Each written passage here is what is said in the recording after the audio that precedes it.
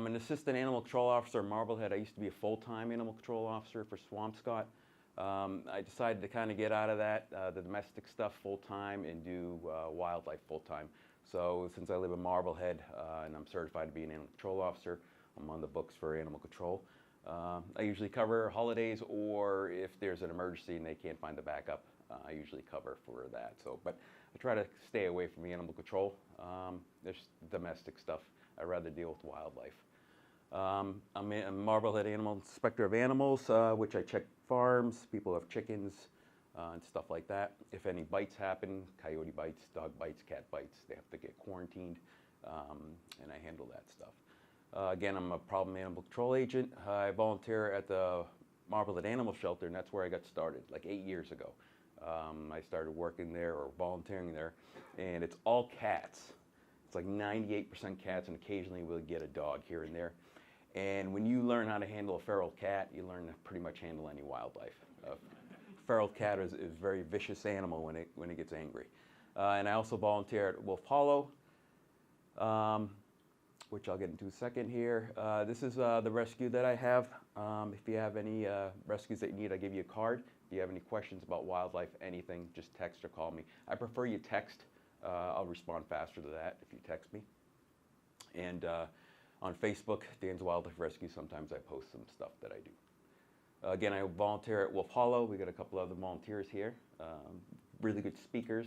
Every Saturday and Sunday they have presentations and go over wolf behavior, pack behavior, and all that fun stuff. So if you log on to the computer, and you can check out the wolves. We're allowed to go in them with after a while. One person was talking about Gaia. She's 87% wolf. The rest wolf dog. We don't know what kind of dog, but she's a good girl. It took her like 8 or 9 months for her to trust me. So, but she's a really good girl, and that's that. Before we start, the number one thing when it comes to coyotes, you don't feed them. All right, you don't leave out food for your cat or dog, because something's going to come along and eat it, and when they do eat it, they're going to keep coming back. Especially skunks, they tend to come and get cat food. They love cat food. And if you're feeding any animals, small rodents will come, which lures in the coyotes.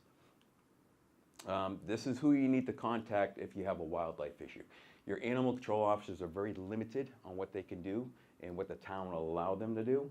It's usually only if it's a public emergency, like you have a raccoon running around your living room, or any living space. If you have a raccoon that's living in your wall, your attic, or any other non-living area, you have to call a PAC agent, which is a problem animal control agent. You can find it on mass.gov.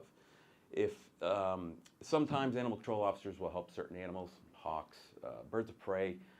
If it's a vicious animal like a coyote, and it's again a problem for the public, for their safety, they will help out. But other than that, most animal control officers in most towns will not help you with wildlife.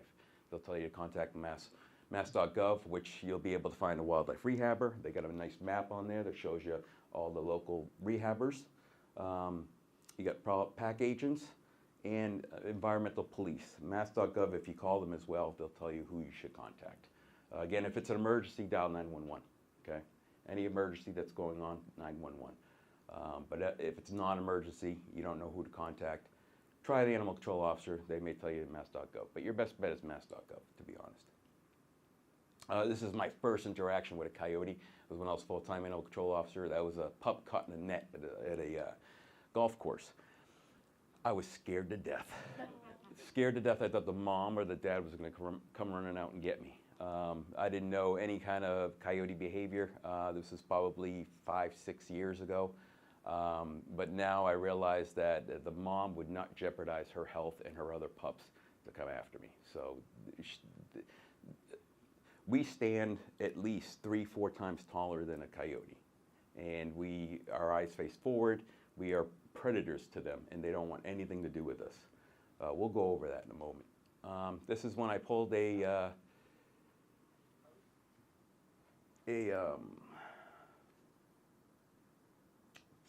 coyote out of a boat. Let's see. Just give me a moment here. It's supposed to auto load, but it didn't. There it is. This was in Nahant. A coyote was inside of a boat. It was the first frost night, so it was cold, so we figured it was just trying to find a warm place, or it was wandering around. People showed up and got scared. The coyote had nothing wrong with it. No rabies, no mange, no nothing. It was perfectly healthy. So by law, anything that you take out of a property has to be released on property. So if you call a pest control agent to get a raccoon out of your attic and he takes it away, they have to kill it, or dispatch it is what they say. It's illegal to relocate any animal. We'll go over that in a moment. But this was another interaction I had. That's an illegal trap in Massachusetts. It's usually used for raccoons. It's a box trap. This area they'll put the food in, they stick their head in, and usually it closes and breaks the neck. This pup coyote wandered in someone's backyard and put its mouth, someone had it legally set up. So it took us 4 or 5 days with a group effort to capture this coyote. We finally got it, and it had to be put down. Any predator that has a broken jaw has to be put down. There's no real, you don't want to repair it, rehab it, let it go, and then it break again and die. So, but we still haven't caught the person. It's still like a $5,000 reward. And you gotta forgive me because I'm still getting over a cold. It's been a while, but yeah.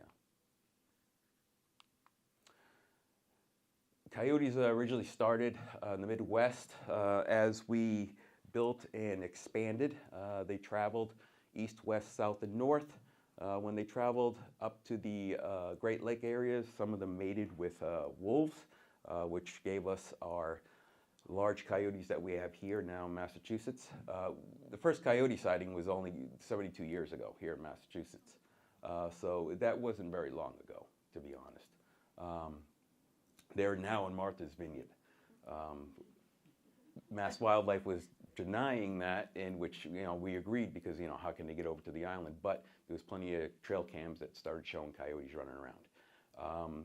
Only problem is some that got there were habituated. We had one issue where a coyote came out of the woods, chased the dog around the house, ran right by the owner trying to get the dog. It was a little dog.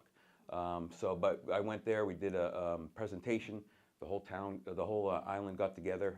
Even the hunters were helping out. They are now really well with organizing what they do if they have a problem animal with coyotes and stuff. So they're good to go. I'm not too worried about it. There's no issues there. You got an eastern coyote and a Midwest coyote. Our coyotes, like I said, are larger. This is actually a marblehead coyote, and it is that one up there. You can see the size difference to where our coyotes are much larger, and that's why when you see a huge one, it does have some wolf DNA in it. We'll go over that. Coyotes are great for rodent control, as we know. They're omnivores. They pretty much eat everything and anything. They do like small mammals, though. That's their favorite. They're opportunistic, meaning that whatever they may run across, they're going to eat. They're going to have. That's why if you have your cat outside, your cat may be in the wrong place, wrong time. And it's usually when it's raining or the wind's blowing hard, the cat doesn't hear it, comes around the corner, it's too late. Usually cats will get away. And as you can see, like on the internet, you'll see dogs that are lost for days, little dogs, and still turn up. So it's a matter of just being in the wrong place at the wrong time. A coyote won't go around and sit and wait for its prey. It's always on the go. And whatever crosses its path, if you can eat it, you'll eat it. They did a DNA test of 462 coyotes, and it came back at 26% had wolf DNA, and the other was 10% domestic dog. The alpha male and alpha female is simply just the mom and dad. It's just a word that we are trying to get rid of when it comes to labeling them. A pack is pretty much the mom, the dad, and you have the siblings. If the mom and dad feel that there's not enough food and not enough space, they'll push the pup out, which will be a disperser.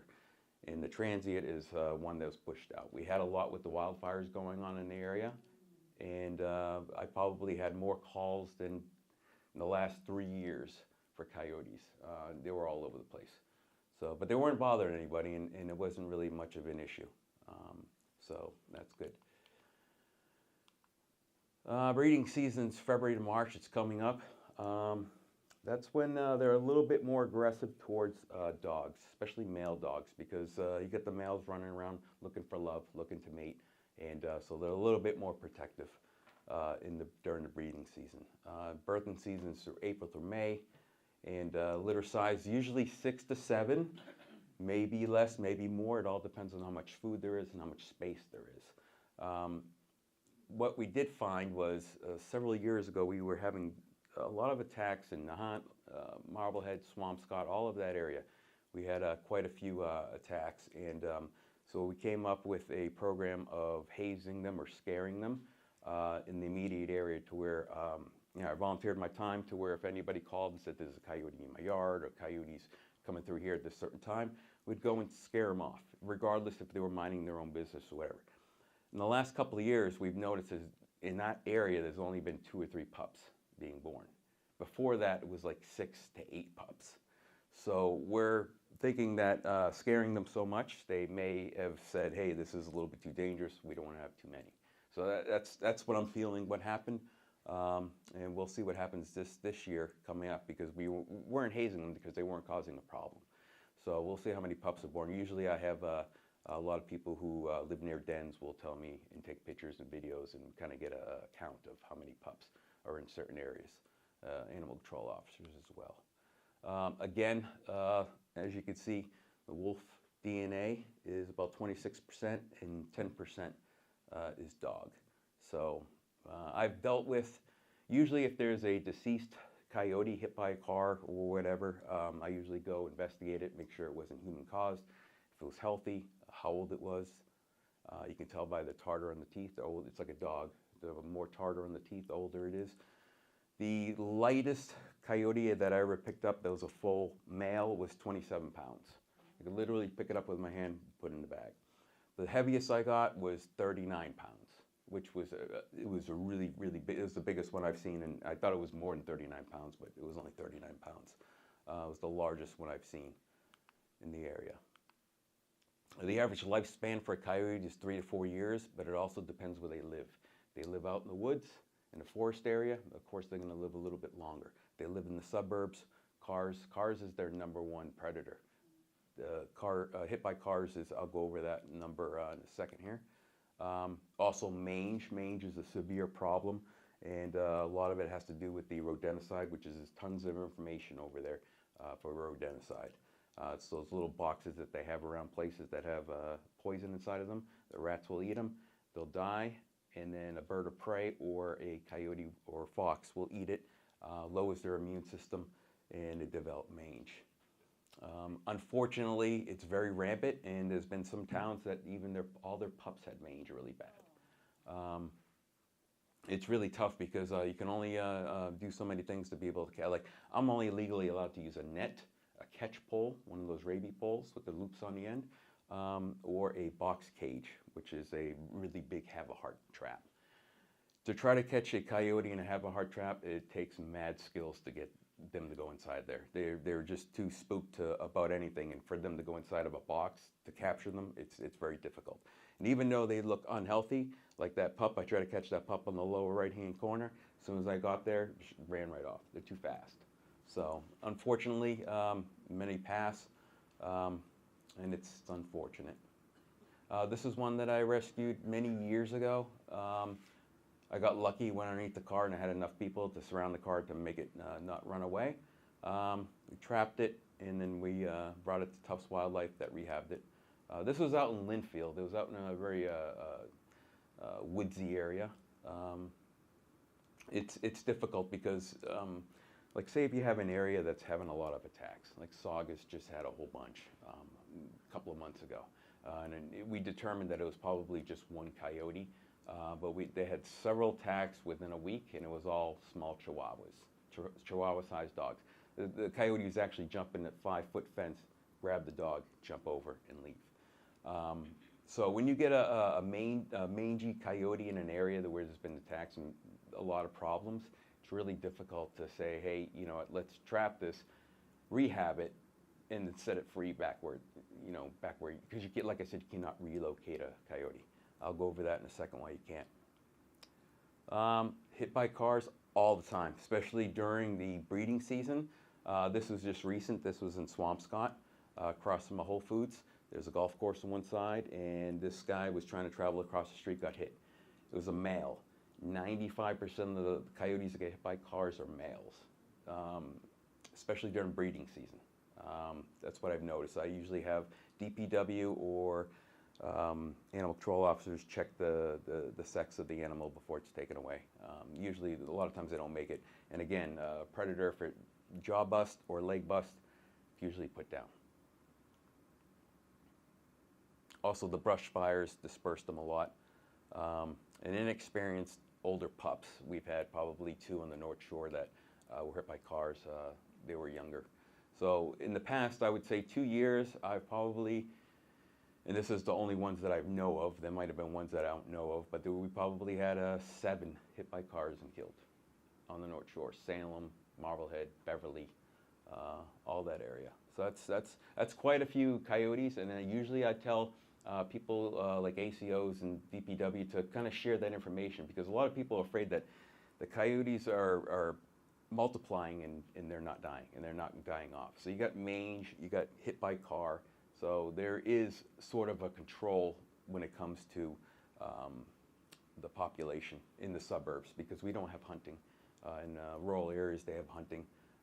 And again, taking away a mom, a dad from a pack usually disrupts it and causes issues.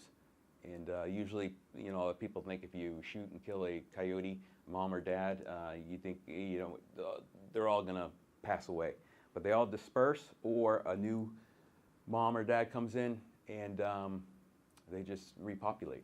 So it doesn't matter what you do, they're gonna repopulate. They're here to stay. Why can't we relocate coyotes? One big one is they're very territorial. So imagine taking an adult coyote from eastern Mass and putting in central or western Mass into another pack's territory. So now you got him on the run, and as soon as he leaves that territory, he's in another pack's territory. So possible transmission of diseases. So if that healthy coyote runs into one with mange or rabies or anything, and they fight, now you got 2 that have a disease. And it goes for all wildlife. Say if you have a heart trap and you trap a raccoon that is getting into your garage, it's illegal to take it out into the woods somewhere far away and release it. It's a $500 fine. And it goes for all wildlife, even mice and rats and all that stuff. So be careful if you trap something and you say something to somebody. Some people will post it online saying, "Oh, I captured this guy and I released it," and it's like, you know, it's illegal to do. Again, it's not fair to the animals. Plus, people will trap them during the winter time and relocate them. Say if they trap a squirrel in the wintertime, relocate it, you just kill that squirrel, because that squirrel's been spending all that time building a nest, collecting nuts, and now it has no food source. So, you have a question? Is that a new law? Because years ago, probably 12 years ago, no, actually probably more than 15 years ago, I had squirrels in my attic, and they were trapped by a company that does that, and they relocated them. I would say, to be honest, I don't know that answer. You'd have to Google it, but I know that now that's illegal to do. If a pest control agent comes and traps something, they cannot relocate it. Well, there's there's like when I do word of mouth pest control, meaning like say if you have something living underneath your shed or something that's living in your house. What I do is I do one-way traps. I put a one-way trap up, it leaves, can't get back in, and then I take something like this and I put it in the yard, and they don't come back. It's a good way to control small populations. Get you a $70 Amazon coyote. You put it in your yard, and I've set up trail cameras, which I'll go over trail cameras. I've set up trail cameras to where to see the reaction of other coyotes. I've had coyotes come running up, look, take off, never come back. Were they laughing? Yeah. But honestly, you could do that. The thing is, though, is you have to move it around. You can't let it sit there for months. So every day, you know, make it a hobby of just putting it on the corners of your house, this and that. And you can also take something like this and put it in its mouth. and you can even take the back legs off and have it sitting. Okay. So anytime I do a job, I do a humane job. I do a one-way door, and then I take it out. If it has babies, we'll go ahead and put the mom out, put the babies out, and the mom will come take the babies. Usually, like raccoons, will have secondary and third places to bring the babies. I actually, not too long ago, did that with 5 babies that we took from a ceiling in a bathroom, put it outside, and I set up a trail camera. But I didn't get it on camera. But one of the babies was squealing really bad, and the mom took one, was gone for a while, came back, and a coyote showed up. The mom came, grabbed one of the babies. The coyote came close. She chased off the coyote with the baby in its mouth. So, but let's hold questions to the end, unless it's something that you don't understand. I'll probably will answer that, and at the end, if you have a question, I'll answer that. Why do coyotes howl? The number one reason is communication amongst the pack. It's very much saying, "Hey, Bob, where you at?" He's like, "I'm over here." Also, it's what they're doing is they're communicating with each other. They're also communicating with other packs that are in distance in their own territory. They're kind of saying, "Hey, don't come over here. This is our place." That's why they howl. They'll pee on stuff, poop on stuff in certain areas to prevent others from coming into their territory. They have their own custom howl. Each one, it's kind of like if your brother or sister yells from across the room, you'll know who it is. They are pretty smart. Turkeys are like that too. Actually, I found out turkeys know they have their own frequency and their own call. Yeah, and they yip and yap. From working with the wolves, I've actually been paying attention to how they howl and how they communicate. And then there's been times, because I live near a golf course and there's a pack out there. And I live near Salem, which is, there's another couple packs out there. But I've noticed the further the coyotes are away from each other, the longer the howl is. The closer they are, the more that yip and yap and screaming, and it's crazy sometimes hearing them howling with each other. But I've noticed that the further they are, the more they sound like wolves. They give a long howl, kind of like yelling to each other. So I thought that was interesting. How far do they travel? It all depends. You Google it, it'll tell you 10 different answers. But I kind of narrowed it down to 3 to 10 square miles. Again, but it's depends on where you live. Suburbs, they really don't go that far because there's not much room. But some can go up to 40 square miles. And the thing is you ever notice that you have a pack living near you, you can hear them all the time, and all of a sudden you don't hear them for a month and a half? Because they go to different areas. What they do is they come to an area, they get all the food, and then they travel to another area that they own and get all the food, and then they go to another area, get all the food, and then they eventually make their way back. So, and it's hard to determine who's who and where they go, and really the only thing you could do is put a GPS on them, which costs a lot of money. The state doesn't do it. There was a guy a while back that did a book, I forget his name, that kind of he actually was able to trap some in box traps, which is very impressive. But again, it costs a lot of money, and the state's not going to GPS a bunch of coyotes just to see where they go.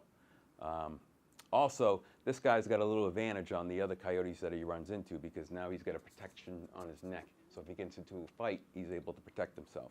So there are pros and cons to it. Coyote pups, they're born between April and May. I got a video here. This is my favorite video. There's some pups in the backyard. The mom would leave them, and the woman was too scared. Resident was too scared to go into the backyard because it is scary that you have coyotes in your backyard.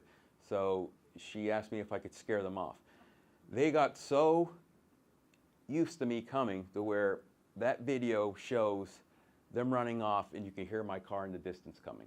They actually, if you work on scaring coyotes in your area, they will know who you are. They can smell over a mile away, and they can identify you. So if you go and chase a coyote into the woods and you're touching all the branches all around and you leave, that coyote, when he comes back, he's going to smell your scent. So after a while, the coyote started knowing who I was or am. And a lot of times if someone called and said that, that coyote's in my backyard, I would just go there, touch everything, and then leave. And a lot of times it didn't come back. So they're very smart. You have to use their smarts against them. They're born blind, and after 10 to 12 days, their eyes open up. They stay in the den for 6 weeks, and they travel short distances after that 6 weeks. It was about 6 weeks after those pups were born, 6 to 8 weeks, that they would travel probably, I would say, less than 1/10 of a mile from their den. The mom would leave them in that backyard, go travel, go hunt, come back, get the pups, and go back to the den. And they were doing it every day. So the pups were realizing that, hey, this is where we play. That's why that ball, I don't know where that ball came from, but one of the pups showed up with the ball, and it was pretty cool. They're like little dogs, but again, do not feed them, even if they're cute or whatever. Do not feed them, because you're setting them up for failure. They're going to become problematic. I'll show you a couple of videos of habituated coyotes in a second. End of summer, pups will disperse. At the end of our summer, early fall, we had all those fires. Again, it dispersed. It just made everything chaos. They were all over the place. But I'm really happy that they weren't a problem. So it was just more of just telling people, hey, it's the wildfires, the pups are dispersing. We'll see what happens this birthing season, of how many pups they have in all the areas that had fires. Coyote dens could be out in the woods. A lot of times they look like this, and this is in Boston, underneath someone's house. It was on the news not too long ago. They pretty much will find any area that they feel safe in and have dens. These guys were going too close to the den. And you think you have like a 70-pound dog, and your 70-pound dog is safe. That's a 70-pound dog. And he's bit on the leg and on the butt. The poor guy almost had surgery on the butt. But usually larger dogs, they'll bite on the butt. Smaller dogs, they come from the top like a claw machine to pick them up and run off. At the end, I'll go over the Coyote vest, which I promote. I don't make a profit off of it, but I push it like I do. Say if you had a den in an area where it's too dangerous, like Salem not too long ago had a den behind a house that was right off the main street. That dog on the top there was bit just walking down the street. 2 coyotes came out and bit him, ran off. Next day, same thing happened. So we're like, what's going on? Turned out there was an abandoned house that was overgrowth in the back, and there was a den in the back. And this was like probably 4 houses from the main road near the university. So what you do is you simply set up something like this, which scare them all off. This is called scare tape. Right? And what you would do is you'd put a bunch on a string, and then you would tie it to 2 trees.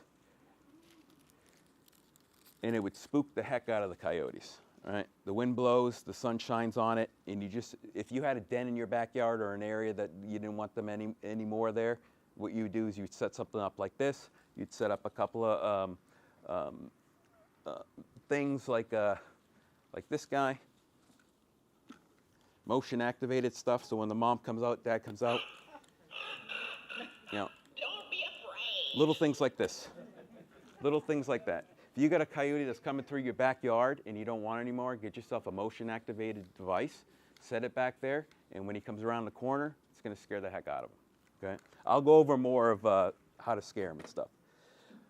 But if you were to do that in a den area, the mom has a secondary den somewhere. She'll take the pups and go. So if it's a dangerous area, or when I say dangerous, I mean people are walking by all the time with their little dogs, their little kids. You know,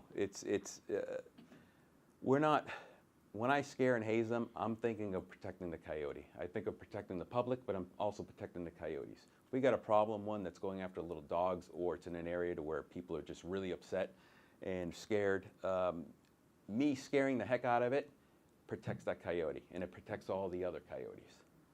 So that's the way I look at it, and it's been working. Escorting and stalking. You get a lot of people on Facebook that'll post, or Instagram that'll post, hey, I just had a coyote that was following me and wanted to eat me and my dog. Usually it's in a wooded area. Usually their dog's off leash. But usually it's in a territory to where the coyote's just interested in that person and the dog. They're just wanting to see what you're doing, where you're going, what's going on. You know, they got their siblings, they got their their mate. They don't want anything to happen to them, so they're just kind of following you. Escorting, it's a normal, common behavior. They stay a certain distance. Each dog, each coyote has its own invisible wall. Say if I had a loose dog that was running around town, and I found him and I got out of the car and I looked at him and he looked at me and I took 3 steps towards him, he would take 3 steps back. If I walked off away, he may come a little bit. So you can tell what a dog's imaginary wall is. Same thing with the coyote. There's an imaginary wall that they keep a certain distance. So if you have something that's following you and you start walking towards it, it's going to walk away. And if it's walking away, it's just escorting you. It's not wanting to get you and your dog. Okay. They also break eye contact. They'll look at you and look away. You know, they'll sniff the air and stuff like that. When they're stalking you, which is uncommon, they'll come closer and closer. That imaginary wall doesn't exist. They won't break eye contact. It's just like if a coyote sees a prey, you know, a rat or a rabbit or something like that, it's not going to take its eyes off of it. And it's not going to sniff the air. It's going to put its head down and stare at it. So that's the difference between stalking and escorting. Trail cams, I'm really big on trail cams. You can get a super cheap one, which is, they're all battery operated, AA's, but you get a super cheap one that takes an SD card that goes into a computer or goes into an SD card reader, and you can view what the camera captured. Each one has infrared, and they can actually see at night, to where even if you put one in your attic, you'll be able to see a bat flying around. When it shines the light, it makes the eyes glow. So, and then the more money you spend, like the ones I have, they're like a Ring camera. They're a little bit more expensive. This is on average about $120, and you have to get a subscription if you want to do the Ring camera thing, and it costs about $100. $100, unlimited video, unlimited pictures. But I really love these, because if you wonder what's coming through your yard, all you got to do is get one, put it in your yard, and it'll tell you exactly what's coming and going. And I use them whenever I do traps to make sure, because I don't like something staying in a trap all night. If I'm trapping a mom to get her out of the garage or something like that, I know exactly when she's in the trap. So also, there's ones that have little TVs in them. This one doesn't, to where you just view it inside the trail cam. But again, it's a matter of how much you want to spend, and I always encourage people to get them. I always tell people after the first snow, if you want to see what's coming through your yard, just go look. You can see the tracks. You have a coyote print and a dog print. As you can see, usually just the 2 front claws of the coyote will show, and then a dog, usually you can see all 4. Also, a coyote will make a perfect X. Most dogs, you can't do a perfect X. And lastly, most coyotes have oval shape, and most dogs will have round shape. So that's the difference of checking out paw prints. Also, if you got a trail of which looks like a dog coming through your yard and there's no other footprints, it's a coyote. Okay. You know, if you're at the park or something like that, and you see a dog trail and you see footprints right next to it, it's someone's dog. Okay. So a lot of times after the first snow, if it's a trash day, I'll usually drive around the area to see where all the tracks are. I went to one place in Salem, not too far from Marblehead, that were complaining about coyotes, and every single trash can had like 2 or 3 tracks to it. Okay, hazing and scaring, okay? I really don't like the word hazing, because when we think of hazing, we think of like high school sports and all that stuff. So I'm been trying to push the word scare instead of haze, but that's how it's labeled. How to do it. Again, you're going to stand tall, wave your arms, stomp your feet. Never back down. A lot of the coyotes, they're super smart to where they know you're just going to go, hey, get away, stop, and then stop and leave. So that's why a lot of people are like, oh, I try to haze them or scare them, and they didn't run away. It's because they're super used to it. You know, they're used to knowing that, hey, this person's just acting crazy, and then they're going to stop. So that's why I started chasing them. Me, I personally chased them. I'll go over that, which the state just started saying to charge at them, you know, to kind of take a couple of steps. You know, they really don't want to say run after them because, you know, you may fall, something may happen, and then they're saying, oh, Dan told me to chase after him. But I encourage people to chase them. You know, it's the thing when it comes to chasing them, from my experience, and I got a video of me chasing one, they always will stop about 20, 30 feet and look back. And if you're still running at them, the look on their face, they're like a squirrel. They get all scared and they just run off. And you do that one time, they usually don't come back, especially if you chase them deep into the woods. And again, if you touch all the sticks, disrupt the area, put your scent all over the place. Sometimes they say, you know, you could pee in the area. That's kind of marking the territory. So, hazing tools, loud horns, flashlights, whistles. I got free whistles if anybody wants to take one at the end. They're pretty good whistles. Again, the coyotes are kind of used to this stuff. Half the time the air horns work, half the time the whistle works. But people will call me and say, hey, you know, I saw a coyote out in the woods, I was with my dog, and I did that whistle that you gave me, and it ran off. And I'd be like, that's great. I think more of the suburban coyotes that come from the woods and walk around town, usually not scared of that stuff. So sometimes you have to do aggressive hazing, and I'll go over that in a second. These guys, people are upset that I was chasing off coyotes that are just minding their business laying in people's yards. That guy's sunning in the sun. The thing is, we want them scared of us. We want them to stay away from people and dogs. That way they don't cause a problem and people get upset, and some people want them all killed off. What we're doing is we're causing them to fear us. That way they keep their distance, they stay in the woods, or they come out when nobody's around late at night and stuff like that. So they just kind of got used to people. So we're just been trying to, you know, get them fearful again. Again, it's for their protection. You know, say you got one. Say if you got a coyote walking around town, and the little kid's on a scooter and goes around the corner, sees a coyote. They're both scared.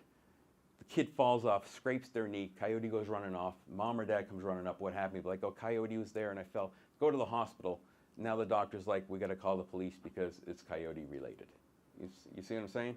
Something simple like that, to where it wasn't a bite, but a coyote was involved. So if we're scaring them, we're trying to prevent that. It's being proactive. It's protecting them. The same as protecting the people, but we're also protecting them. Again, do not feed them. You're just setting them up for failure.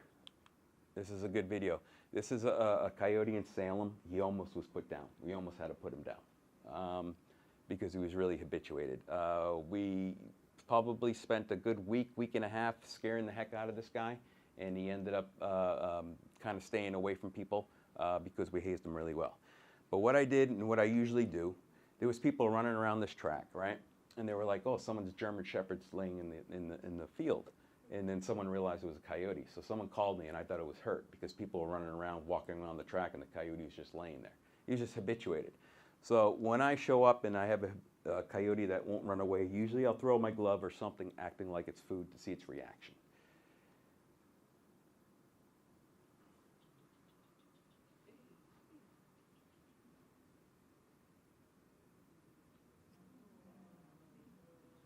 I scare it so.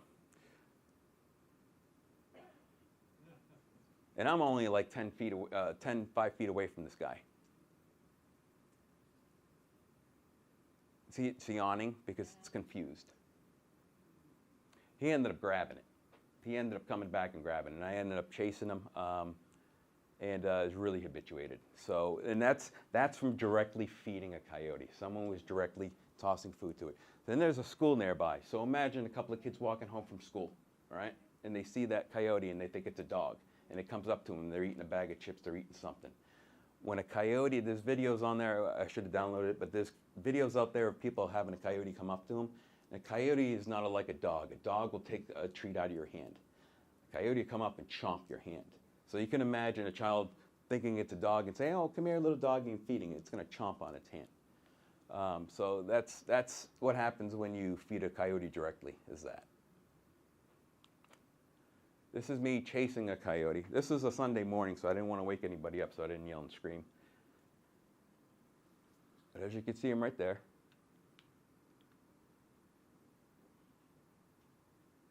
And they're like a squirrel. Treat them like a squirrel. right? If that guy had rabies, and I'll go over rabies in a second, if that guy had rabies, he wouldn't have ran off like that. It's a super healthy coyote, perfectly healthy, and that's all you got to do is chase him off. And if everybody would have did it, Salem did that. We had all these residents get together. Everybody got whistles. Everybody was known to charge after the coyotes. And after about a week, week and a half, the problems they were having with coyotes running around during the day around areas and kids and dogs, it stopped. They didn't go to another town. They just stayed in the woods because you can hear them at night howling. People were asking me if I killed all the coyotes in my area. I probably had at least 5, 6, 7 people ask me if I killed the coyotes off. And I said, no. I said, you hear them at night? And they're like, yes. I said, we just scared them enough to stay away from our public areas. Again, for their safety. You work together. If you have coyotes coming through your yard and you get little kids playing, you got little dogs, and you're scared to chase it off and it's not reacting to regular hazing or scaring, get your neighbors involved, call animal control, call me, and what we do is I go to different houses, I give everybody instructions, I give them whistles, and if you have coyotes coming through the area, you just call your friends, you call your family, you text them, and you say, hey, there's the coyotes in my backyard, everybody go out and scare it. So imagine 5, 6 people coming out of the houses screaming, yelling, chasing off a coyote. He's not coming back, okay? It's just a matter of not being scared of them and chasing them off. Aggressive hazing would be macing it. And if you do carry mace, I suggest that you carry gel mace, okay? Because like say if the wind's blowing towards you and you spray at the coyote that's coming after your dog or coming too close to you and your dog, it's gonna blow in your face. Gel will go and stick to the coyote, okay? And then he goes back to his family and he's like, hey, you know, I get the stuff all over me, and then they put their faces all over it. It's not gonna kill them, okay? It's protecting them. And if a coyote's close enough to you and your dog to be able to spray it with gel mace, it's too close, okay? A problem coyote is a coyote that comes close to you with your dog on a leash. Say if you have a short leash and you're walking your dog and a coyote comes up and grabs your little dog and tries to run off with it, that's a problem coyote. If you have a retractable leash and your dog's way over there 10 feet away and he's going around a bush and there's a coyote and he grabs it, that's not a problem coyote. All right, it's just bad timing, bad place. He sees it, it's prey to him, a small dog. 5 to 15 pounds, your dog's gonna get attacked by a coyote if it runs into it.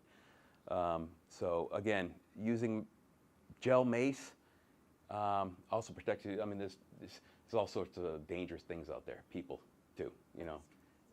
I sometimes hike to the woods in Salem woods and stuff like that, and there's times where I'm like, you know, it's a little bit scary walking past some people. So you never know. I suggest you can go to Kittery Trading Post in Maine. You can pretty much get anything there, and it's legal. You can get bear mace if you want, okay? It's legal. Protect yourself. I used to promote these guys, bomb bags, and there's some here if somebody wants them. They're great for like elderly people who are too scared to go out or feel, you know, intimidated by the coyotes. But all it is it's kind of like, you know, those ice packs where you break, it mixes with the chemical and you put it on, it gets cold. Well, there's a pack in here, when you break it, it expands and it pops. It's kind of like if you're taking a Juice Capri Sun bag and you're popping it, same thing. So if you got a coyote that's coming in your backyard that's sunning and you're scared, you don't want it there, I was telling a lot of people and giving these out in Salem to where, you know, pop 2 or 3, throw them out your door, close the door, they go off. They're pretty loud. I used to set them off during presentations, but it scares some people. Again, it's like stepping on a Capri Sun thing. But they're called bomb bags, all right? 14 and older. Yeah. It's not gonna hurt you. I've held some and they exploded. I'd be more worried about what chemicals inside. My biggest fear was when I was giving them out back then was the town was gonna get mad that people were just leaving all these bomb bags everywhere. So I said, if you use it, go back and get it. Don't leave it. But it's a bomb bag. You can get them on Amazon. Don't try to haze or chase a coyote that's acting odd. Everybody pretty much has a dog or knows a dog, and you could tell the behavior of a dog and a cat, and you could tell when something's sick. Same thing with a raccoon. If you get a raccoon that's stumbling, falling over, it's got distemper or rabies. Most of the time it's distemper. But this is a video of a coyote trying to bite through a glass window, a sliding glass window. You've probably seen it online. But usually they'll show their teeth. A lot of times they stumble, and a lot of times they may come after you. Okay, we've had probably I would say from my experience in paying attention to the news and stuff, we probably had maybe 2 or 3 attacks in Massachusetts, and it turned out the coyote had rabies. Fall River has a lot of rabies in that area. They actually dropped rabies bait balls that prevented rabies in the area because they had so much. They dropped them via helicopter, but it's really rare. The coyote is a rabies vector animal. You got bats, foxes, coyotes, skunks. Possums can't get it. Their body temperature is too low. So having possums in your yard is the best thing. They eat ticks. They eat tick larvae. They can't get rabies. They're seldom sick. They're great. They look horrible. I'm not gonna lie. Babies are cute, but an adult possum is kind of ugly. And they only live 3 or 4 years. Yeah. So it's great to have turkeys and possums in your yard, okay? Because if you have them coming through your yard all the time, you can go out there and have a picnic. You probably don't have spiders, you probably don't have ticks, none of that stuff, because they eat that all. Keeping coyotes away from public areas. If you have problems with things getting into your trash can, like if you have a hole, whatever, get a replacement. Because the thing is it's not really the coyote getting into your trash. It's kind of other animals getting into your trash. So now you have rats, rodents, and squirrels getting into your trash. So that's an attractant. That's an area that has, a coyote knows that, oh, this street has all these garbage cans that have holes in them, no lids, and there's so much animals coming through here. So it's not necessarily going after the trash. They may, but a lot of times they're looking for small rodents. Don't overflow your garbage cans. Again, clean your grills. That's a big one. You want to prevent as much proactiveness of getting rid of small rodents that come along, because it prevents coyotes from coming around. This actually is a town, not this town, but when they started having coyote problems, there's woods behind there. Coyotes were coming around here all the time. We actually had to get the town to have the health department go and find a bunch of places that were allowing this. That's the first thing I do whenever there's an attack or a problem, is I look for a feeding source. A lot of times it's something like this, or somebody's got like 4 or 5 bird feeders in their backyard. I'm not against bird feeders. I'll go over bird feeders. And again, Nahant did a great job. This isn't Nahant, but Nahant did a great job of locking up their trash cans and putting lids like this to prevent any kind of tipping over and giving a food source. So eliminating food sources usually gets rid of the coyote activity. Paprika works really well.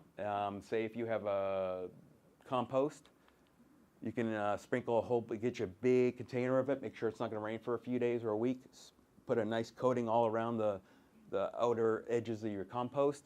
A lot of animals don't like it. Rodents don't like it. Raccoons will come along, step on it. It's kind of like mace. Again, it's not going to kill them. It's just protecting the coyotes from coming around and being an issue or causing an issue indirectly or directly. A lot of times you get a lot of mammals that will live underneath your porches. Again, you have a food source for the coyotes. If you put fencing, leave nothing for them to go under and hide and stuff like that, it prevents rodents from coming along. We had a big problem with people feeding turkeys in certain areas. They're taking seeds and they're throwing it out into the grass. It's not really the turkeys. A healthy coyote usually doesn't go after a healthy turkey. Turkeys are really difficult to catch. Their wingspan is huge. They're powerful. They really don't bite. They really don't use their thing. I've caught a couple of them, and it's probably one of the strongest animals that I would capture. Plus, they get so big, they're almost the size of a coyote. They look like the size of a coyote. Usually when they're injured, or if they go after the poults, which is the babies, that's usually when they get a turkey. But again, it's not the problem of the turkeys, it's the rodents that are coming around. That's what the coyote's looking for. Bird feeders, they make waste free, and if you put some paprika in there, or mix it with your seeds, get a bag, put half a can of paprika in there, shake it up, the birds don't mind it.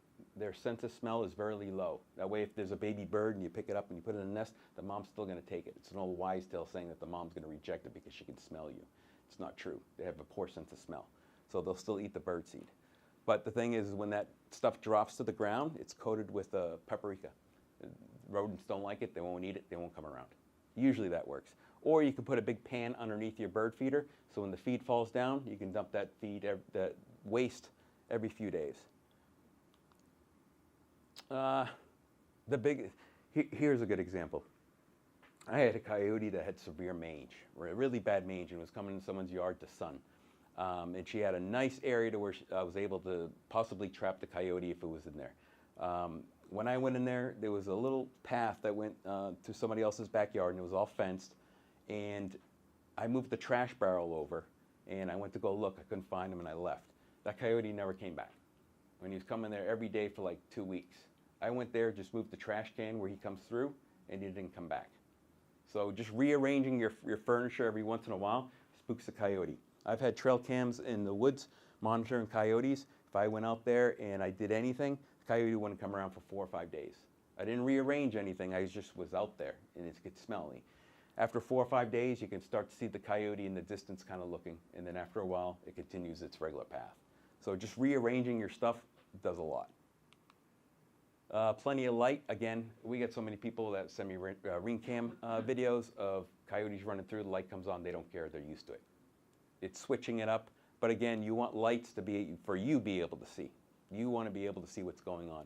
So again, lights really don't scare coyotes unless they're not used to it and you put a new light and it comes and you, hey, what's that?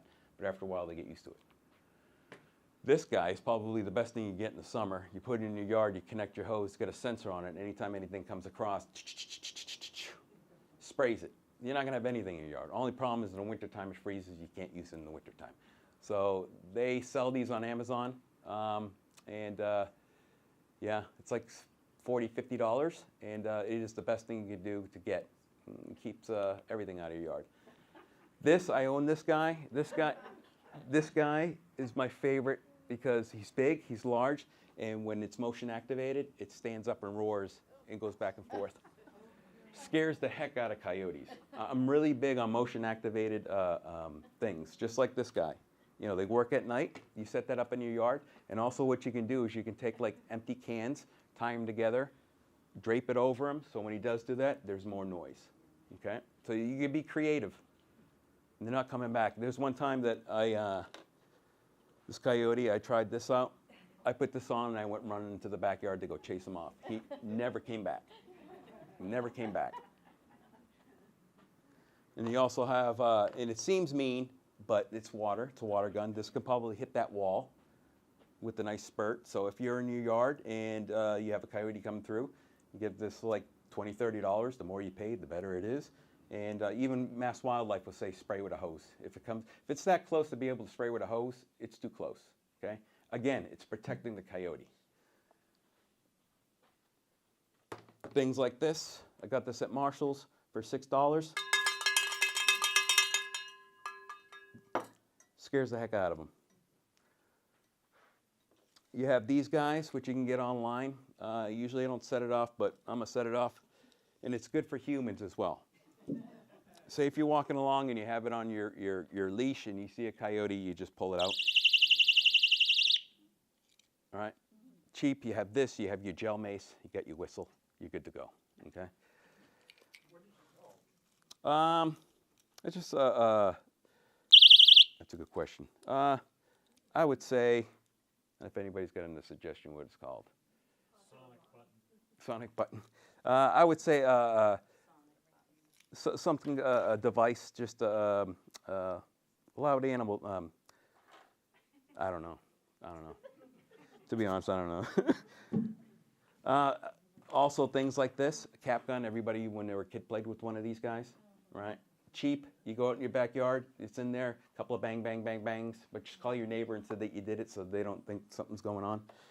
Again, you have the scare tape that you hang up. It's called scare tape or Mylar tape. And again, you drape it. You can tie a couple just to a tree. You don't have to put it on a string. Blows, it scares them. It spooks them. Scare tape. Again, you want to keep animals out of your yard. They sell natural stuff that you can spread and get rid of the rabbits. You do it early, way early spring still when it's frosting. You put it out there. You get fake owls, fake hawks. You got to move them around though. You have to move them around. You can't just leave them. Coyotes and golf courses. Golf courses are anytime there's any kind of attack on a dog or an issue with the coyote, I always look at the map and I zoom out and I'm like, there's a golf course. They love golf courses. And, you know, they got a water source, they got an open field, they got tons of rabbits and stuff going through. Only problem with some golf courses is, you know, many are private. I had one in an area that a lot of people were feeding them from their golf cart. I borrowed a golf cart and I was driving around and a coyote came out and he just sat there and he was like a dog waiting for something. So you got these, I started notifying the state saying, hey, you need to start fining these golf courses for feeding them. So that's what I've been doing is when I go to a golf course, I just say, hey, the state's gonna start fining. You know, it's because what happens is you get pups that grow up, they're used to people, and then when they're older and they go traveling around, they're going into your backyard and they're saying, hey, there's a human, feed me. You know, so anytime you have an issue with coyotes and you see that it's near a golf course, just call your animal control officer and ask them to check it out. You know, do they hunt in packs? They're starting to. They usually don't, but this is a good example. This is someone's backyard that has chickens, and there's two hunting together. And a pack, two coyotes considered a pack could be a mom and dad.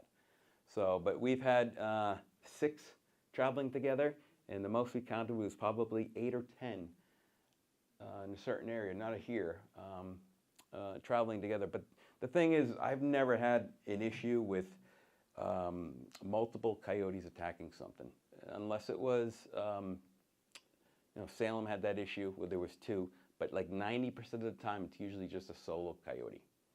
So that's the one thing. And then we've had coyotes, a pack of coyotes surround a couple of people in certain areas, and they didn't attack the dog. They didn't do anything. So I don't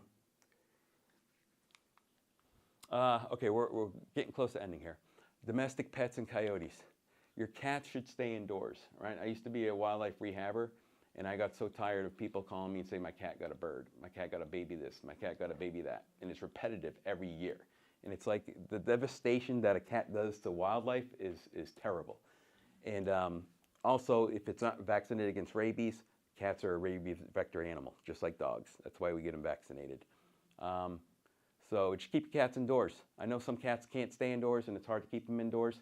I understand that, but if you let your cat out and a coyote gets it, it's your fault. Sorry. Dog safety. Never, ever, ever let your dog go out by itself, especially at night, especially early in the morning. Saugus had that issue with a couple of dogs being snatched, and a lot of times it was the dog was out by himself. Occasionally, if it's a problem coyote, it'll come up to the leash dog, grab it, and try to run off. It's usually a Chihuahua-sized dog. But never, ever let your dog out by itself, especially in a non-fenced-in area. Again, they can jump 5, 6 feet. I suggest that you get tall 8-foot planks. Those usually will keep them out. Can coyotes jump fences?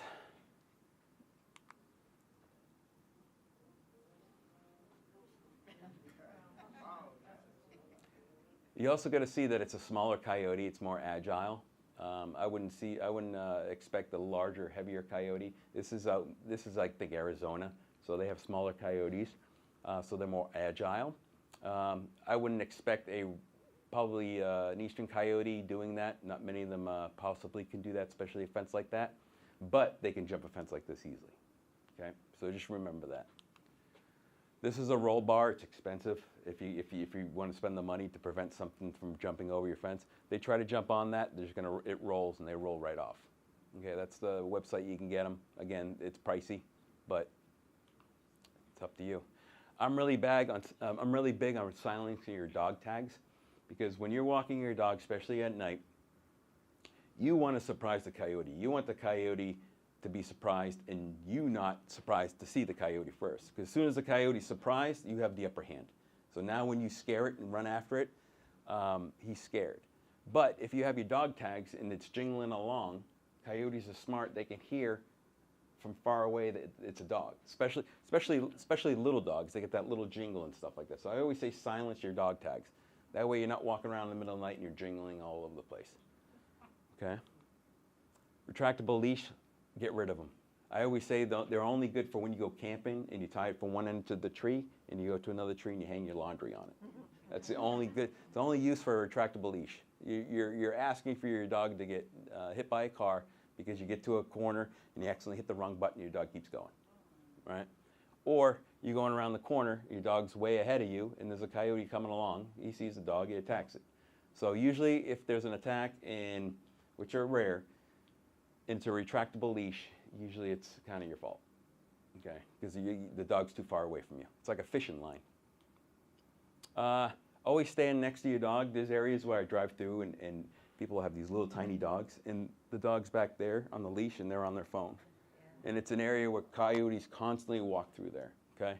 So always stand next to your dog. If you're in an area to where, there's bushes and stuff like that, I always suggest if there's bushes on either side, just walk in the middle of the street, unless there's a lot of traffic or whatever. But there's areas when I walk a dog, a coyote could just be like coming through that area, and I don't know, and I can't see. And, sometimes the dog's a little further than me, and I'm like, oh, this is a bad situation. So just be aware. I always say, don't be scared, just be aware. At least carry a whistle. And I always suggest if you have a leash, tie it to your leash, because when you see a coyote, it is startling. You're like, oh my goodness, it's a coyote, and then where's my stuff? Always have it tied to your leash. That way, just at least a whistle. At least a whistle. I would say a whistle and mace. This is a couple of dog bites. Anytime there's a dog bite, I always go visit the person that the attack happened, and I get the story and stuff like that. This was Salem. Yeah, both dogs were Salem. As you can see, little dogs, they go after the neck, they go after the middle back, and they try to pick up the dog and run off with it, okay? Coyote vest prevents that. It looks like it's heavy, it looks like it's strong, but this is plastic, right? And it's designed to where they're not able to bite down on the dog and take the dog away. They're not like wolves. Wolves will go after the throat, or lions will go after the throat. Coyotes, they seldom go after the throat. I've seen one video of that happening, but it's very rare. Like I would say 95% of the coyote on dog bites, 95% are in these areas. And then I say, hey, there's coyote vests, and you should have got one. Or not, you should have got one. They usually don't know. But sometimes people will start crying and be like, I wish I had that. So this card's here for the coyote vest, and there's a discount that I'll get to in a second here. But a lot of times, like that bite right there is probably $800-900 if you're lucky. This guy was $6,000 because it was internal injury and had to get surgery on the other side. Okay, so they pick it up, they shake it, and they run off. And so it's sometimes people have to put their dogs down because it's like $5,000-6,000 and they can't afford it. That's a little dog I walk. That's her vest. The thing is, she's at the beach, right? Look at all the big paw prints around her. So it's not only for coyotes, it's that guy that shows up in the pickup truck from out of town at the beach when it's, dogs are allowed on the beach, opens up the door and he's got two huge dogs that come running out and he's like, hey, they're good, they're fine. And they go running up, and what happens is they bump into that, and I've had a couple of big dogs yelp and run away. And the person get mad, It's like, too bad.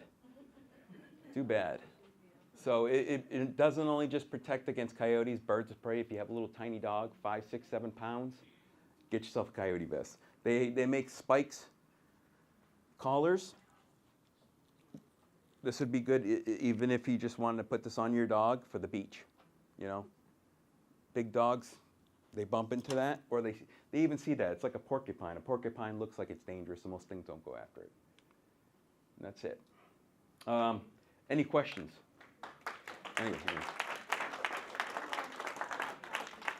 Anybody get questions? Wind chimes work like those things? Yeah, if you put them up and then take them down, you put them up and take them down. After anything that you set up, after a while, the coyote's going to be like, hey, that's nothing. It's not a threat. So the more you change it up, the better. So yes and no, only for a certain amount of time. I just wanted to clarify, do you think in general, like I live in a town that borders Woburn, a lot of coyotes, especially at night, people dog walking, my son walks his dog as well, they see them all the time. Yeah. Anytime you see a coyote, you should haze it.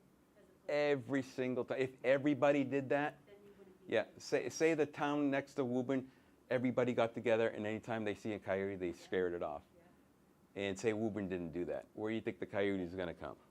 You know what I'm saying? Or if you live on a street to where you're the only one that runs out in your backyard screaming and yelling and throwing pots and pans and chasing them off, whose house is that coyote's going to go to? Not yours. Okay, so you scare them every time. Just along that same line, if you're out in their environment, in the woods, Yeah. you're supposed to be scaring them out in the woods. I would say if they're bothering you, I would say if they're following you, I mean, you can blow your whistle, you can kind of, I would say yes, but not aggressively. And another thing I forgot, anytime you're walking your little dog, anytime you see a coyote, you pick up your dog. You pick up your dog and you walk home with that dog. Because we had an issue years ago, and this is when attacks were happening in Marblehead and Swampscott area. Someone had a little tiny itty bitty dog, right? And they're walking around 8 o'clock, 9 o'clock at night in the wintertime, so it's pitch black.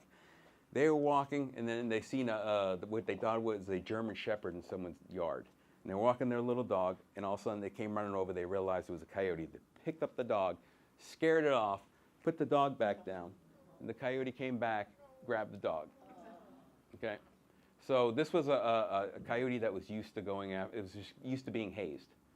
So if you got a little dog, pick it up, walk home. And a lot of times when the little dog sees the coyote, they're yapping, they're barking, and it's scary because that little dog. I've walked that little dog to where we've seen a coyote, and she'd go nuts. So now you're scared about a coyote, and your dog's going nuts, and it's just a crazy, chaotic thing. That's why you keep your whistle or you keep your mace on your leash. Air horn you keep in your pocket and stuff like that. Again, a lot of these things the coyotes are used to. That's why I promote being a little bit more aggressive. You're not throwing stuff at them, you're not hurting them.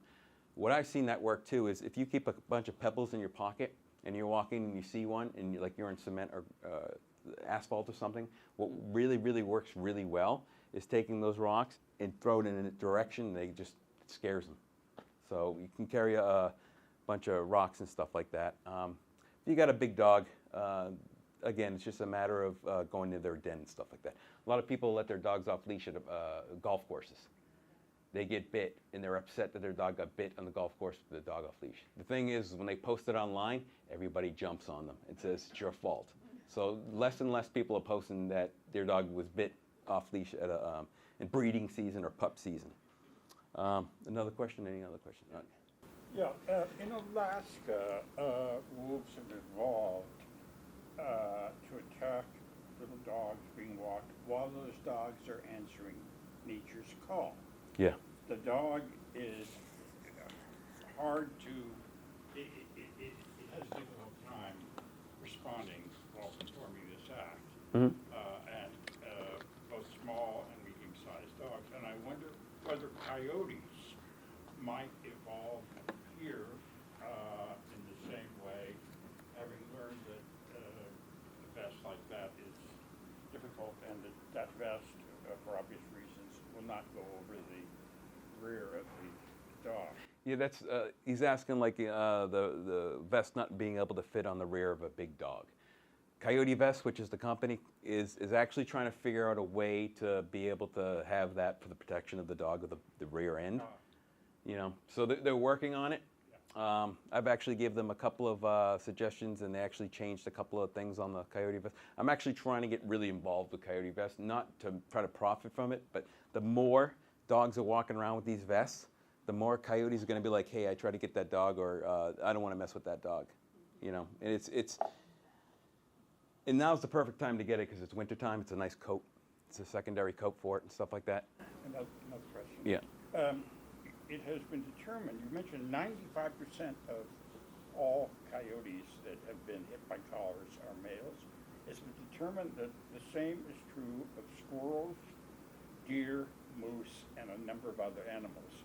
They're all males. One of the theories is that the males are, and this goes back to Africa, showing off for females, showing off for other males, and that the car is a predator they're competing with. Hence, they're going out in a way to show, hey, I am far more successful than that. Yeah, he's stating that like some predators will go out and challenge cars. The only time I've really seen that with wildlife is turkeys at parking lots, and a lot of times it's because they see their reflections on stuff.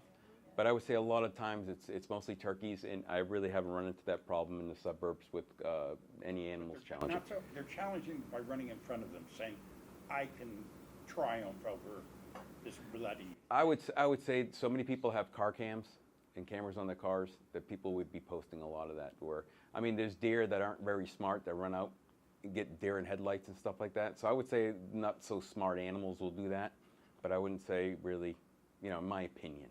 So Last question, why is it 95% male, do you think? a lot of times they're looking for love. A lot of times it happens during breeding season. So like last year during breeding season, I had 4 coyotes hit by cars early in the morning, like probably 4 or 5 o'clock in the morning, and they were all males. So, and a lot of times it's males, and a lot of times they're looking for love. It's during breeding season. You had a question? Yeah, just curious about kind of if there's a general schedule for coyotes. Asking because particularly this summer, there was some construction near the wood line, and so actually one took up home in my front yard for good portions of the day. I wasn't home, Yeah. I would have scared it off, but it was interesting seeing it during the day, but then also at night I can see it on my ring camera, kind of just trotting through the neighborhood. That whole thing that they travel at night and they only come out at night, here's the thing, especially in the suburbs, there's a lack of food. And during the day, a good example is squirrels go to sleep at night. So during the day, they go after squirrels. So I've seen a lot of videos and ring cams of them going after squirrels. They come out at night, there's no squirrels. So some of them come out during the day. There's one guy that travels from Swampscott, goes through Marblehead, goes through Salem, and before we started hazing them, people would be like posting online. It was a big guy, and we called him Big Boy. And he didn't bother anybody. And for like a year and a half, 2 years, he does the same thing, and he still does it. But he goes out during the day. So many of them will travel during the day, some at night, but mostly at night. Especially the pack activity is usually at night. But again, there's food during the day. So, and that's all animals. And also there's construction going on. Like say if you just had someone cut down a tree and a raccoon was in there, now he has no home and he's walking around looking for a home. Someone sees him, oh my God, he's got rabies, he's walking around. An animal with rabies wouldn't be able to walk a straight line. They wouldn't be able to climb something and walk along the fence. Like someone sent me a video, said I saw this raccoon during the day and it was walking along the top of its fence. I said it doesn't have rabies because it would be falling over and drunk, stuff like that. So It's a little food driven, is kind of what you're saying. what's that? It's a little bit food driven in terms of their. I would say food. I would say if I had to guess, If you have a little dog, do you need to stay out of the woods? I would say short leash, very short, coyote vest, and keep an eye out for everything. The fall with the wind blowing, I wouldn't. The rain when it's raining, because a lot of deer hunters will go out in the rain and they're walking around. You can hardly hear the ruffle of the leaves because they're all wet. So if it's raining out or windy out, I would stay away from the woods, especially during the fall because they blend right in really well. But yeah, if you have a small dog, again, just be aware and just if you see anything or feel anything, just pick up the dog. You know what is it easy to pick up a dog with those vests? Oh yeah. Honestly, when I got this in the mail, I was like, it was so small, the package, and it was so light, and I was like, what the heck is this? And when I opened it up, it was coyote vest. It just looked heavy. Weighs less than. But I mean in terms of the spikes, No, can no. you hurt yourself with them? Oh, okay. Yeah. So they're not really dangerous. It's They're not. just a deterrent. Yeah, but if you were to bite down, and it gets you in the gum or the tongue, it's gonna hurt. So if anybody else wants to feel it, you can pass it around. It's old. It's like a year old, so it's a little dirty. But she never goes out the house without it. I walked her before I left, and she's not going out without it because we live in an area to where, it's a lot of coyotes. Any other questions? Yeah. How successful are they as predators? What do your peers tell you? Are the numbers increasing? The amount of coyotes, Yeah. I would say, on the North Shore, the numbers haven't went up, especially when we started scaring and hazing them. Again, they were having less pups. Personally, in my opinion, I do believe it was because we were scaring them. Again, before we started doing that, they would have 6 or 8 pups, and now it's just like 2 or 3. And it was like all the areas that we were scaring them, because I'd ask the ACOs, say, hey, you know, they get people to start scaring them. So now the mom is scared because now they can't go in certain areas, public areas. They're a little scared they're actually be able to regulate how many pups they have. So, I mean, again, it sounds mean to scare them, haze them, stuff like that, but we're protecting them.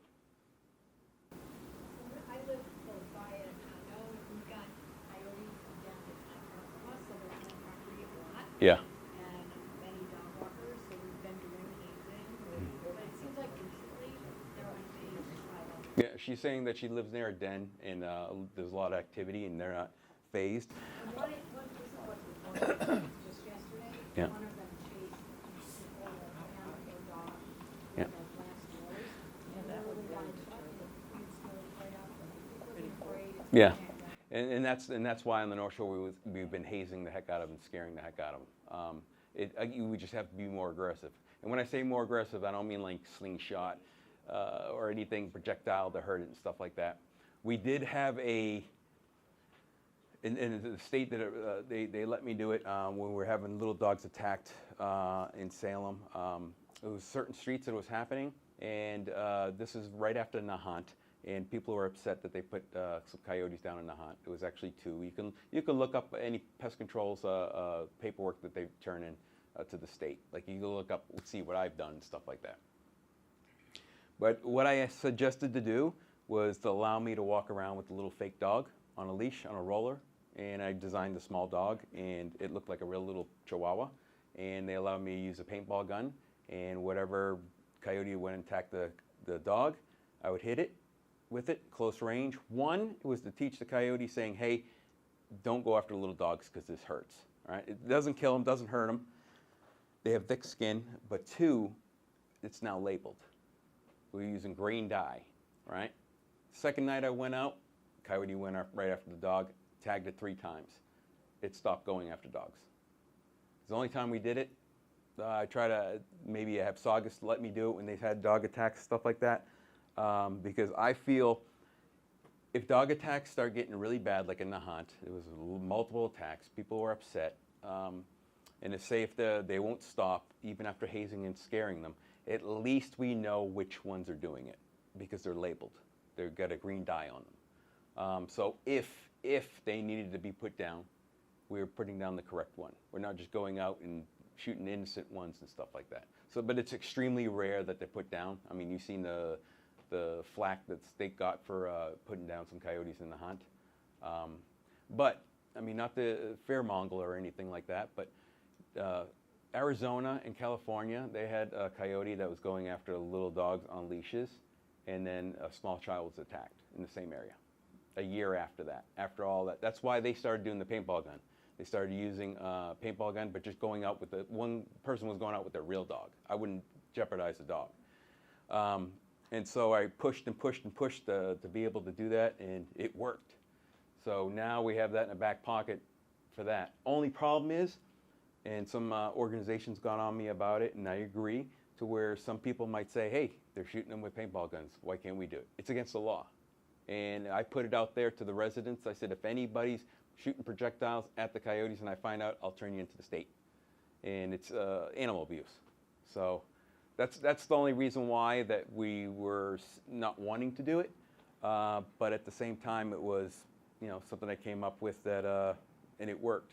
So now I got 2 little fake dogs on rollers, and walk around jingling dog tags. And if it's an area that there's multiple tags, we can get them and stuff like that. But we try to haze them, we try to scare them. Again, it's areas to where a coyote come after the dog. I've had people kick coyotes.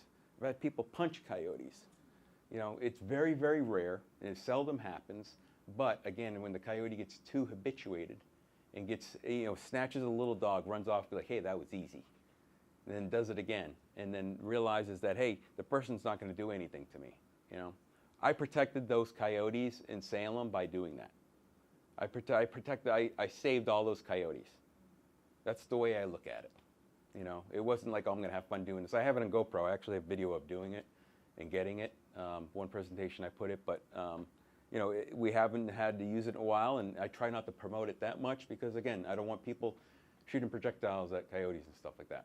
You know, call the state, and if it's an issue, I'll push to be able to do it again and stuff like that. It's, you know, anytime I deal with a coyote, I have to get permission from the state. You know, if I'm doing something drastic like that. You know, I have to turn in a sheet every year that says everything I do. Like even this, I have to put on a sheet saying that, you know, I educated. Anybody? Yeah. Now, why aren't there more rehabbers that are certified to Because help coyotes? mental burnout. To be 100% honest, she asked me, why aren't there more rehabbers out there? Honestly, it's mental burnout, to be Why not honest. for coyotes in Or for particular? coyotes? In particular. Well, here's a good example. One, you have to have a large facility to do it. And two, it could take 2 to 3 months to be able to rehab. Tufts does it, but it's very seldom that they get them. And here's the thing, whenever a coyote is taken that's from an area like a suburbs, like say if this area had a really bad coyote mange problem and dogs were getting attacked and I catch one with mange, what are we gonna do? We're gonna have it rehab it, make it super healthy and put it back, and maybe that's the one that's going after little dogs. So there's a double-edged sword when it comes to rehabbing coyotes. And when it comes to, like say if we've had coyote pups born with not born with mange, but developed mange and really bad, and some of them you're able to catch. The state only allowed, I think this past year, 5 coyotes to be rehabbed out in Western Mass. There's a little woman who does an awesome job. She's got a lot of land. But the thing is you can only set so many coyotes out in an area. And that's the only authorization you can get to relocate something is with the state approving it. Like you can't catch a raccoon, call the state, be like, hey, can I relocate this raccoon? They're gonna tell you no. So things have to be dispatched, which is shot. Unfortunately, that's how it is. But when it comes to regular rehabbers, I know, they get. it's burnout. It's I burnt out. I'm gonna admit it, you know. And then you're like, man, I'm doing all this for the little squirrels, little bunnies, this and that. And it's especially tough when people are calling all the time. But I still do under my pack agent license, and technically it's not against the law for a resident to help animals. It's not against the law for you to see an injured seagull, pick it up with gloves, put it in the box, call Tufts Wildlife, say, hey, I have an injured seagull, can you take it? It's not against the law. They just don't want really people running around grabbing animals, taking them home, and trying to rehab them themselves. Plus, you have animals that have diseases, which is rare, and some may have rabies. So they don't want regular residents that aren't trained handling rabies vector animals. You know what I'm saying? That's why you call the state, you call the, animal control and stuff like that. But again, it's tough because your number's online, and they call you for everything. Like this, I gave out my ticket, my card to everybody. You know, you could text. I prefer just a text. You know, I prefer text because you call me and I don't recognize the number, I'm not answering the phone. Sorry, but if you text me and say, hey, I was at the presentation, I got a question, this is it, or can you call me back? You know, so if you text me, I'll answer it. Any other questions? Off topic. Does scan tape, will that work for raccoons? Yeah, I would say it would probably work slightly. In my personal opinion, raccoons are my favorite animals, to be honest.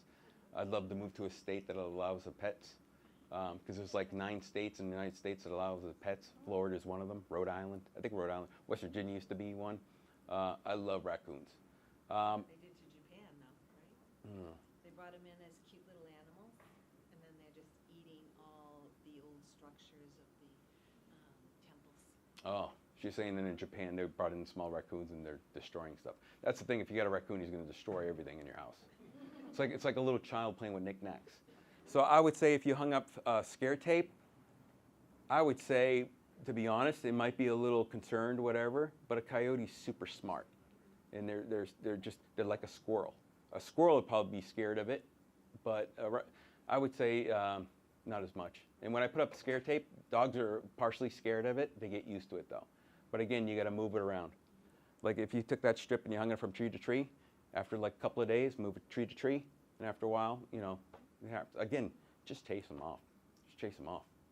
What's the relationship between coyotes and foxes? Relationship?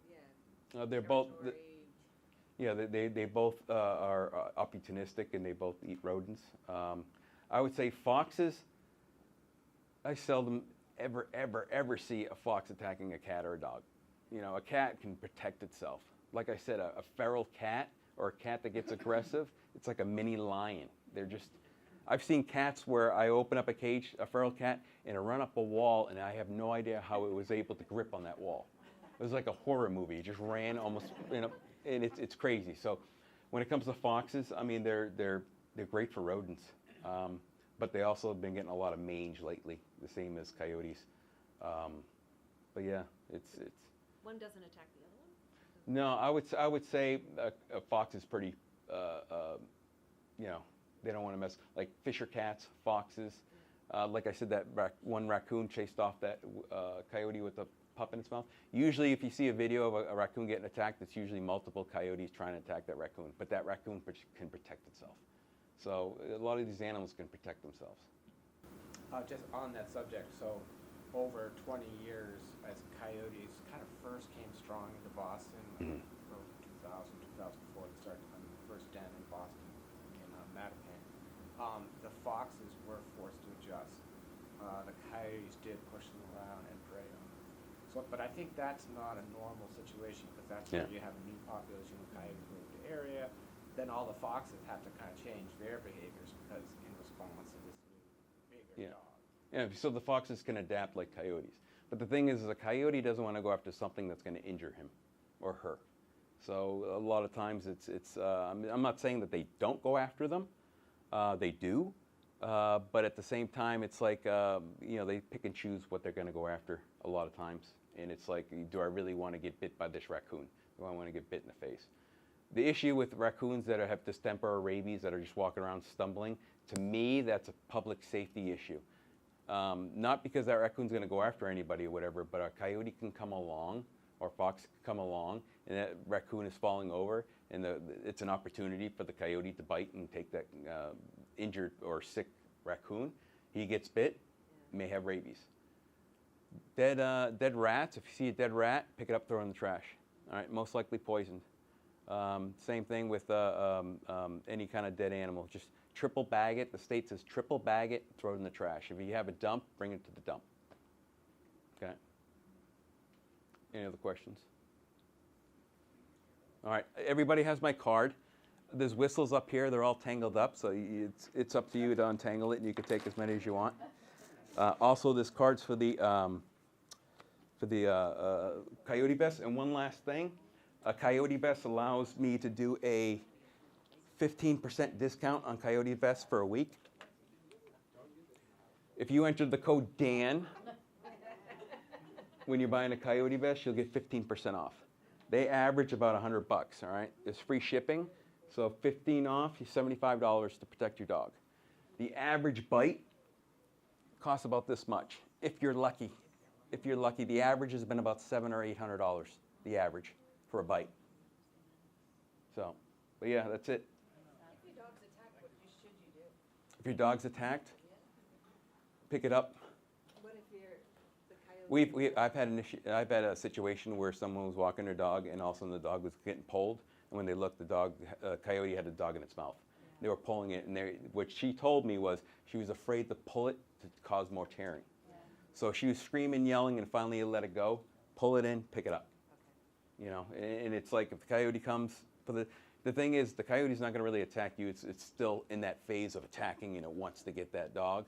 So there's sometimes where it still may get it. You know, that's where the mace comes in. You know, gel mace. Kittery Trading Post, Maine. It's a great place. 50. At a gun shop? Yeah, 15 minutes south over the line. Kittery Trading Post. It's a good place. At a gun shop, I was Yeah, thinking. That's why it's a really good place. All right, thank you for everybody for showing up and appreciate it. Yeah.